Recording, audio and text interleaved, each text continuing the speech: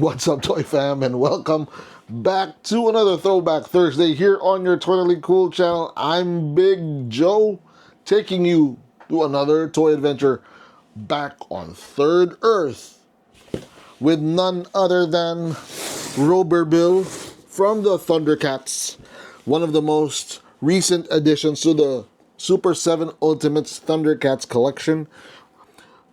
Cute and cuddly, kind of reminds you of a robotic Ewok, for those of you who are Star Wars fans. This is a very, very intriguing figure, and it's one of the few. I'm not sure if it's an army builder because there are a lot of Robers, right? But this is Robear Bill, the leader of the, the Berbils. The Berbils are the robotic, looks like a cross between a bear and a koala or something. So that's the Berbil, and this is their leader, Robear Bill. As it says on the back, it says the Berbils and their leader Robear Bill, who are among the first species the ThunderCats encounter upon their arrival to Third Earth. Like all Berbils, Robear Bill is gentle and a pacifist by nature. Despite being robots, the Berbils eat organic food and grow their own Berbil fruit. After defending the Berbil village from Trollocs, Giantors, and Mumra, Robear Bill and the Berbils befriended the ThunderCats, offering them food and helping them build the cat's lair. Speaking of cat's lair, everyone, we know we've been promising to show you the cat's lair, and we will in future episodes. Watch out for that. We have the huge cat's lair and the Thunder Tank for future episodes. For now, let's take a closer look at the box of Robear Bill. Since this is a new release, it does not have the traditional sleeve, hence it looks pretty plain. So that's him. See through the window. On the back you see, oh, look at that, even the box is it's peeling off. Yeah, so you've got Robear Bill and you've got his bio. It looks pretty cuddly from where I was sitting. Let's take a closer look and let's open him up.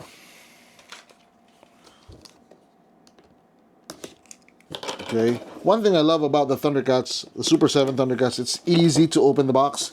Unlike the G.I. Joes where, okay, I tore that open. Oopsie. I was too excited, I was too energized, and hey, okay, he's got some, what is that? Alright, okay, take him out of the box.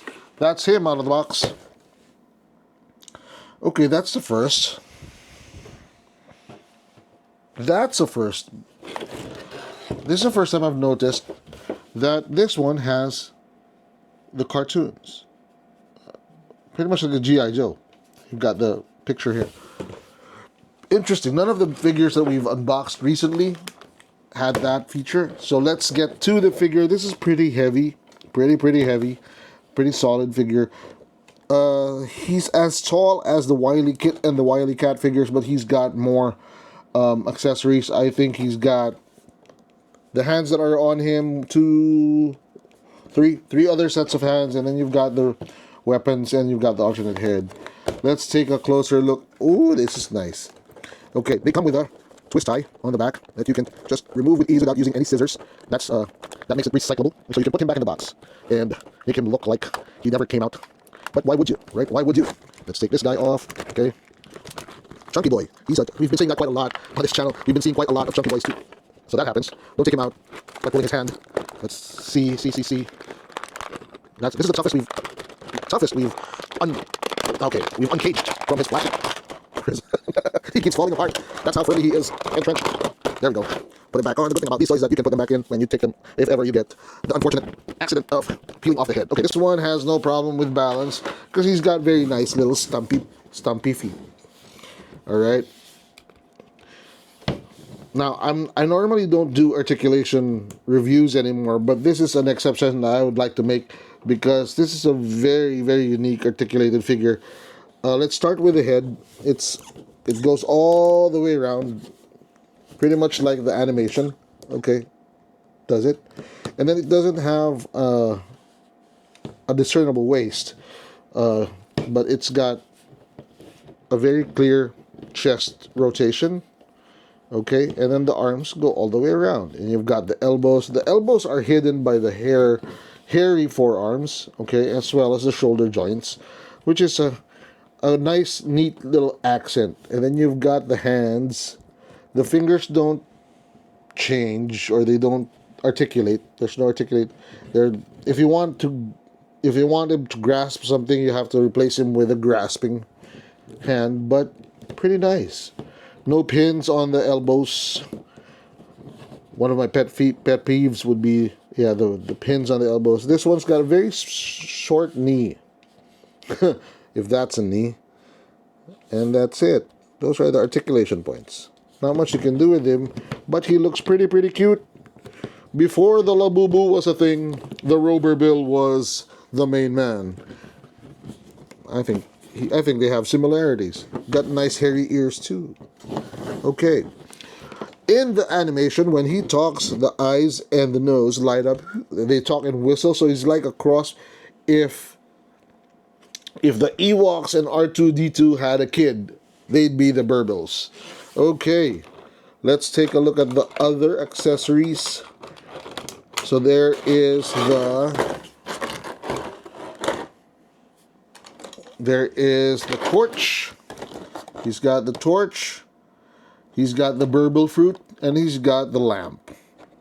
And then he's got the, looks like an old Roman spatha or sword, but it's really a dagger. And then you've got the alternate hands. Let's see how he looks. What a time for me to trim my nails, but I have to remove this. There we go. Easy peasy, nice and easy. Where is the grasping hand? The grasping hand is at the bottom. Just push it from the bottom, and then peel it off. It plops out. You're good to go. Remove the hand, put it back, put the alternate hand in, and the sword goes into the hand. Voila! There we go. Oh. Then let's get the other gripping hand. Take it out as we did with the right one. This one's tougher, offers a little bit more resistance. And then let's take out the torture the lamp, torture the lamp, torture the lamp. Let's do the lamp. Let's do the lamp. If we can get it out. If we can get it out.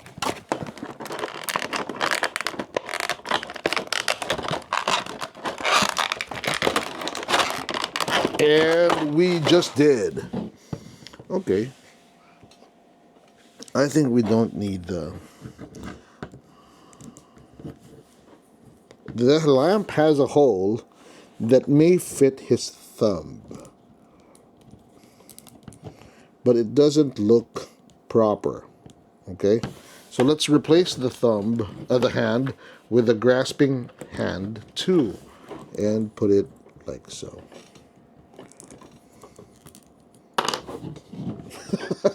Okay, they're falling apart. They're falling apart. I don't know why. Let's see how that goes one more time. Let's see how that goes one more. Let's lift it a little bit. Okay, just to give it a nice. There we go. Okay.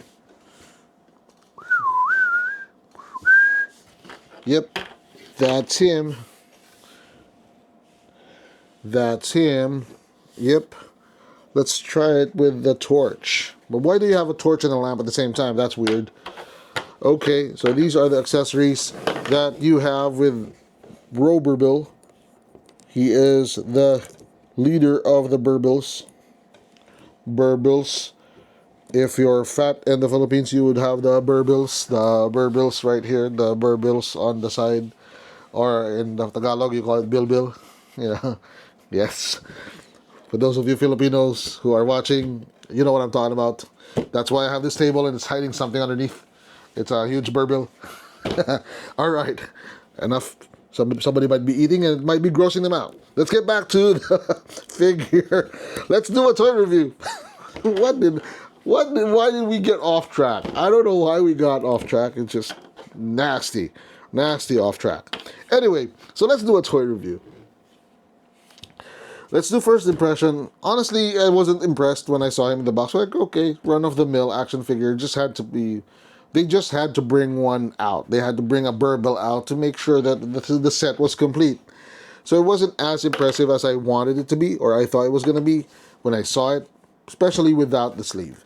But then the box had a different accent, and it looked really nice because it had a drawing in front. Okay, I may not be doing that right.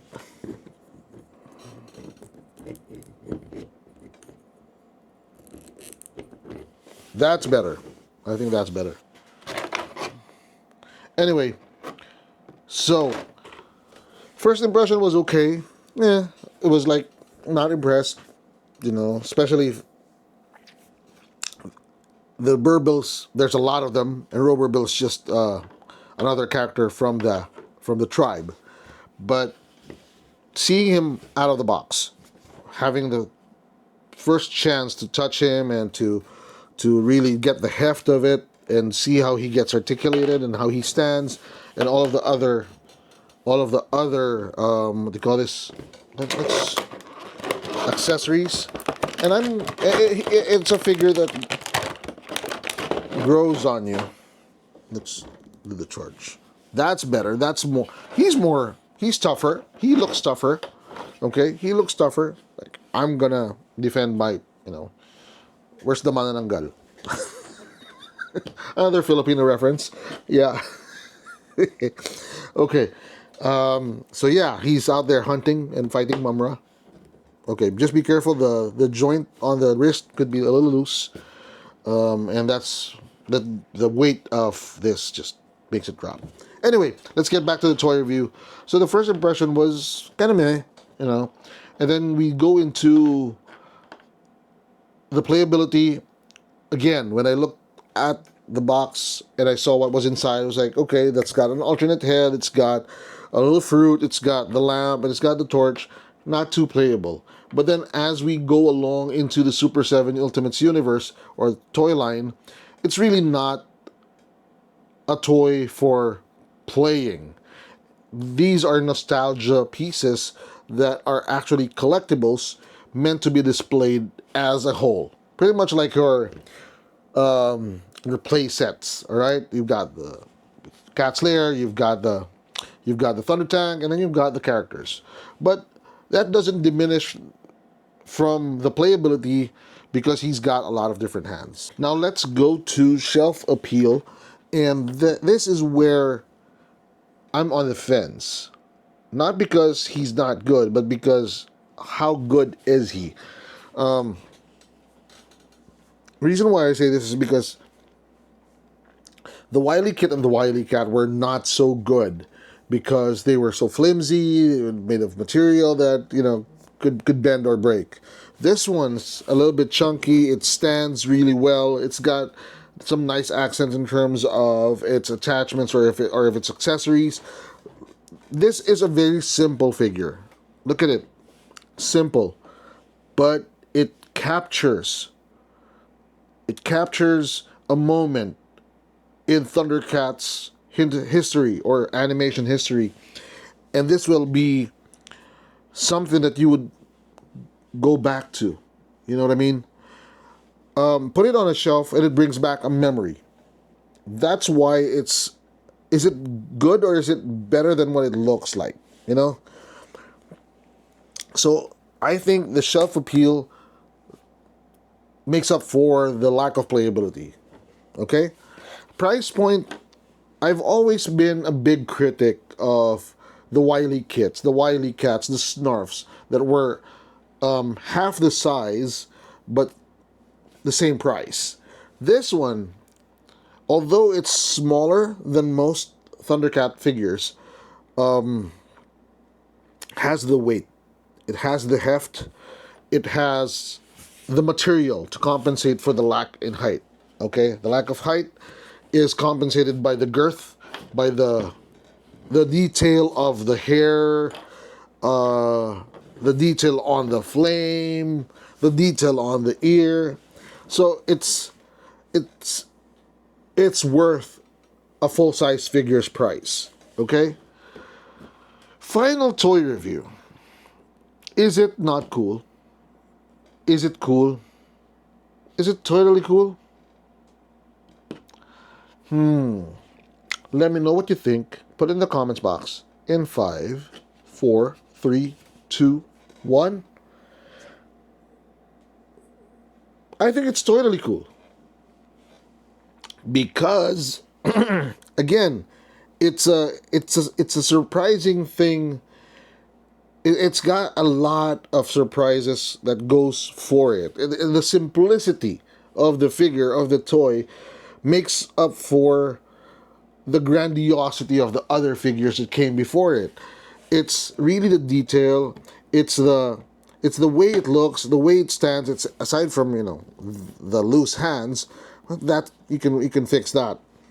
But it's a very solid figure. It reminds you of a cute, cuddly character from a well-loved animated series. So that ends our toy review, and I hope you agree with me. If you don't, let me know what you think in the comments section, and we will be happy to hear from you. Don't forget to hit like. Don't forget to smash the subscribe button, hit that bell button, and follow us on Facebook, TikTok, and Instagram. Always remember, this is Big Joe reminding you, toys are not just cool, they're totally cool. Bye-bye. So happy collecting. Bye-bye. What is with the head? There we go. Okay.